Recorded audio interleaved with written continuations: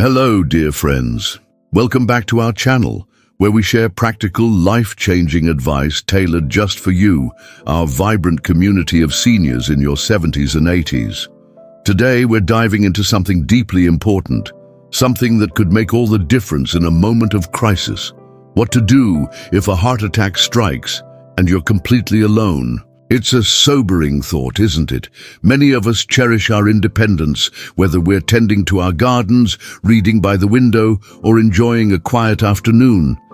But the reality is, heart attacks don't announce themselves, and they don't wait for someone to be nearby. They can happen when you're alone, and those first few minutes are absolutely critical. The good news? You can take control, even in those frightening moments. You don't need to be a doctor or have special equipment. You just need a clear plan, a calm mind, and a few simple steps that we're going to walk through together today.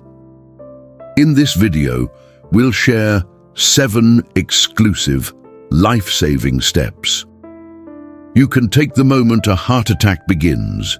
Steps designed specifically for seniors like you, living independently and wanting to stay prepared. These steps are straightforward, practical, and rooted in real science. They're not just tips, they're a lifeline. We'll cover how to spot the subtle signs your body might be sending, what to do immediately to protect your heart, and even small actions that could buy you the precious time you need until help arrives. Stick with us until the end, because the final steps are the ones most people overlook, but they could be what saves your life. If you find this valuable, and I know you will, please leave a comment with the number 1 to let us know you're here. And if you haven't subscribed yet, hit that subscribe button and ring the bell so you never miss our weekly wisdom. Your support keeps this channel thriving, and together we're building a community that empowers each other to live confidently and safely. Now, let's get started. Step 1. Listening to your body's whispers. The very first step to surviving a heart attack alone is recognizing the warning signs, and not just the dramatic ones you see in movies. For many of us in our 70s and 80s, a heart attack doesn't always feel like a crushing pain in the chest. Sometimes it's much quieter, like a whisper from your body that's easy to dismiss. But those whispers are your chance to act before it's too late. So, what should you look for? It might be a deep, uncomfortable pressure or squeezing in the center of your chest, like someone's sitting on you, or your chest is slowly tightening. It could come and go, tempting you to think, oh, it's nothing. But if it lingers for more than a few minutes or keeps returning, don't ignore it.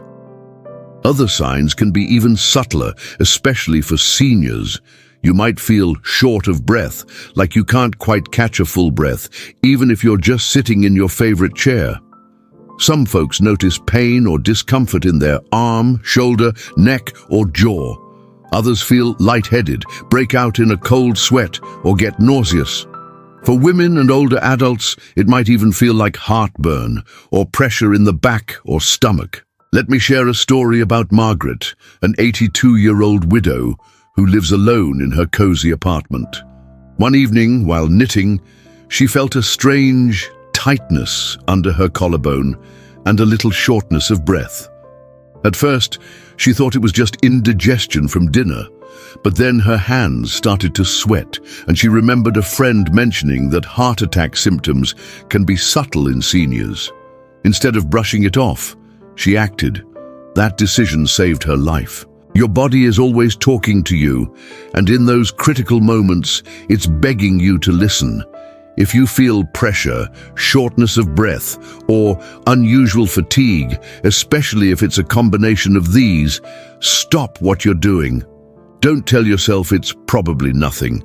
Don't wait for the pain to become unbearable. Treat it seriously, because those early moments are your window to take action. If this resonates with you, drop a 1 in the comments to let us know you're following along. Let's move to the next step. Step 2, calling for help without delay. The moment you suspect a heart attack, your very next move is to call 911. Don't wait to see if the symptoms fade. Don't try to drive yourself to the hospital. And don't worry about bothering anyone. Calling emergency services is the fastest and most effective way to get the help you need. And it's the single most important thing you can do to stay alive. Every minute counts during a heart attack. The longer your heart is deprived of oxygen, the more damage it sustains. When you call 911, trained professionals are already on their way with life-saving equipment and medications. They can stabilize you, monitor your heart, and even restart it if it stops. If you try to drive yourself, you risk losing consciousness, causing an accident, or delaying care. Let the experts come to you. Think about Robert, a 79-year-old retiree who lives alone in a rural area. One morning, he felt a strange ache in his jaw and a wave of nausea. He almost called his daughter instead, but he remembered hearing that calling 911 is always the first step. He dialed, and by the time the ambulance arrived, his symptoms had worsened. But the paramedics were ready. They stabilized him on the spot, and he later said, "That call was the difference between seeing my grandkids again or not." Here's a tip. Keep your phone within arm's reach, especially if you live alone. Many phones have an emergency call feature that works even when locked. Learn how to use it. If you can't speak clearly, just press that button and stay on the line. The dispatcher will send help, even if you can only manage a few words. And don't worry about being embarrassed if it turns out to be something else. Emergency responders would rather check on you than miss a chance to save your life. If you're finding this helpful, comment 2 below. Let's keep going. Step 3. Chewing an aspirin to buy time. Once you've called 911, there's a simple, powerful step you can take to protect your heart. Chew an aspirin. Yes, that little pill you might already have in your medicine cabinet can be a game changer. If you have a 325 mg aspirin, the standard adult dose, you're not allergic, and you're not on a blood thinner that makes it unsafe, this step could significantly boost your chances of surviving. Aspirin works by thinning your blood, helping to slow or prevent a blood clot that might be blocking your heart's arteries. The root cause of most heart attacks. By chewing the tablet instead of swallowing it whole, it gets into your system faster, sometimes even restoring a bit of blood flow before help arrives. Studies show this can buy you critical minutes. Let me tell you about Evelyn, an 80-year-old who lives alone in a senior apartment. One night, she woke up with a squeezing feeling in her chest and a cold sweat. After calling 911, she remembered her doctor's advice about aspirin. She shuffled to her kitchen, chewed a tablet, and sat down to wait. Her cardiologist later told her that aspirin likely reduced the damage to her heart muscle, giving her a better chance at recovery. Here's how to prepare. Keep aspirin in easy-to-reach spots, like your nightstand, kitchen drawer, or purse. Check that it hasn't expired and let your family know where it's stored. If you're unsure whether aspirin is safe for you, for example, if you're on certain medications or have a history of bleeding, ask your doctor ahead of time. But in an emergency, and if you're not allergic and have no major contraindications, chewing that aspirin is a proven step that could make all the difference. Drop a 3 in the comments if this step was new to you. Let's move on. Step 4. Resting to ease your heart's burden. After calling for help and taking aspirin, your next job is to stop moving and rest. This might sound simple, but it's one of the most critical things you can do. When a heart attack strikes, your heart is already struggling to get enough oxygen. Any extra effort, like pacing, cleaning, or even walking to another room, makes it work harder, which could worsen the damage. Find the nearest comfortable spot and sit down with your back supported, feet flat on the floor, and arms resting loosely. This position reduces your heart's workload and helps you breathe easier. If you feel faint or lightheaded, lie down on your side with your head slightly elevated. Resist the urge to tough it out or get things ready for the paramedics. Your only job right now is to stay still and let your heart conserve its strength.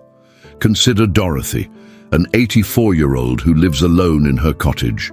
When she felt a heavy pressure in her chest, her first instinct was to tidy up before the ambulance arrived. But she recalled a nurse's advice. If it's your heart, sit down. Everything else can wait. She settled into her armchair, focused on breathing, and waited. That stillness likely kept her heart from going into a dangerous rhythm, giving paramedics time to reach her. If you're in a chair without armrests, try to keep your spine straight to support your breathing. If you're lying down, prop your head slightly with a pillow if possible. The goal is to stay calm, stay still, and give your body every chance to hold steady until help arrives. Comment 4 below if this step makes sense to you. Let's keep moving forward. Step 5. Unlocking your door for faster help. If you have the strength after calling 911 and settling down, there's one small but incredibly helpful step you can take. Unlock your front door. It might seem minor, but in an emergency, every second counts. A locked door can delay paramedics who may need to break in, wasting precious time and potentially causing chaos when you're already vulnerable. By unlocking your door, you're clearing the path for help to reach you faster. If you live in an apartment, condo, or gated community, this is even more important. Paramedics need quick access, and a simple turn of the lock can shave off critical seconds. Take Harold, a 77-year-old who lives alone in a small townhouse. When he felt shortness of breath and chest pressure, he called 911, chewed an aspirin, and then unlocked his front door before sitting down.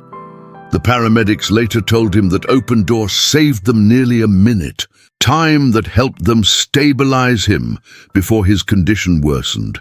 If walking to the door feels risky or you're too weak, don't do it. Your safety comes first. But if you're close to the door and feel steady enough, unlocking it is a small act that could make a big difference. For long-term preparation, consider a smart lock or a medical lockbox with a spare key that emergency services can access. Talk to your local fire department about options. They're often happy to advise. If this tip feels practical, comment 5 below. Let's move to the next step. Step 6. Using your phone as a lifeline. Your phone is more than just a way to call for help. It's a lifeline. During a heart attack, one smart move is to switch to speakerphone when you're talking to the 911 dispatcher. This lets you keep your hands free, focus on breathing, and avoid the strain of holding the phone to your ear. It also allows the dispatcher to hear you clearly, even if you grow weaker or can't speak as loudly. Beyond that, your phone has a hidden gem, the Emergency Medical ID feature. On iPhones, it's accessible from the lock screen. On Androids, there's a similar option. This feature lets you store vital information like your age, medications, allergies, medical conditions, and emergency contacts. If you're unconscious when paramedics arrive, they can check your phone and get critical details that guide their care. Let me share a story about Clara, an 81-year-old who lives alone. When she felt dizzy and nauseous, she called 911 and used speakerphone. She passed out just before help arrived, but her medical ID listed her heart condition and medication allergies. That information helped paramedics avoid a dangerous drug and contact her son right away. Setting up her medical ID took her just 5 minutes, but it spoke for her when she couldn't. Take a moment this week to set up your medical ID. Include your name, birth date, any conditions like diabetes or high blood pressure, medications, allergies, and at least one emergency contact. It's simple, it's free, and it could save your life. And when you call 911, use that speakerphone. It's one less thing to worry about in a stressful moment. If this step feels like a game changer, comment 6 below. We're almost to the end. Step 7. breathing to calm your heart. In the middle of a heart attack, it's natural to feel panic rising. Your chest is tight, your mind is racing, and the world feels overwhelming. But you have one final tool that's always with you: your breath. Slow, controlled breathing can calm your nervous system, ease your heart's workload, and help you stay steady until help arrives. This isn't about fixing the heart attack. It's about keeping your body from spiraling into shock. Panic can make your heart race, which is the last thing it needs. Try this. Breathe in slowly through your nose for 4 seconds, hold it for a moment, then exhale. Gently through your mouth for 6 seconds. Repeat, focusing on the rhythm. It's like a quiet anchor for your body, giving you something to hold on to. Consider George, an 85-year-old who lives alone. When he felt chest pressure and dizziness, panic started to take over. But he remembered a breathing trick from his yoga class years ago. He sat down, closed his eyes, and focused on slow breaths. By the time paramedics arrived, his heart was still struggling, but he hadn't slipped into a dangerous rhythm. "I just kept thinking, breathe, stay calm," he said later. You can practice this breathing any time, while watching TV, resting, or even now as you watch this video. The more familiar it feels, the easier it'll be to use in a crisis. Your breath can't heal your heart, but it can buy you time, keep oxygen flowing, and give you the edge you need to hold on. If this step feels empowering, comment 7 below. Let's wrap this up. Final thoughts: you are never powerless. As we come to the end, let's reflect. Surviving a heart attack alone isn't about luck. It's about preparation, awareness, and action. These 7 steps, listening to your body, calling 911, chewing aspirin, resting, unlocking your door, using your phone wisely, and breathing slowly, form a powerful plan that puts you in control, even in the scariest moments. You're not just a bystander in your own life. You have the tools, the knowledge, and now the confidence to act. Whether you're savoring your independence in a quiet home or staying active with friends, these steps are your safety net. They say, "I'm ready. I'm not helpless." And that's a beautiful, powerful thing. So, what stood out to you today?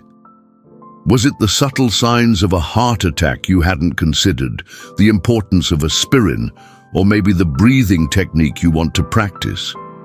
Share one thing you learned in the comments below and tell us how you'll use it. Your thoughts inspire us, and they might encourage someone else in our community too.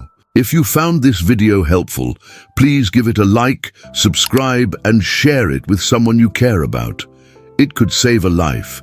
Your support helps us keep creating content that empowers you to live with confidence and peace of mind. Thank you for being here, dear friends. You're part of something special, and we can't wait to see you in our next video. Stay safe, stay strong, and keep shining.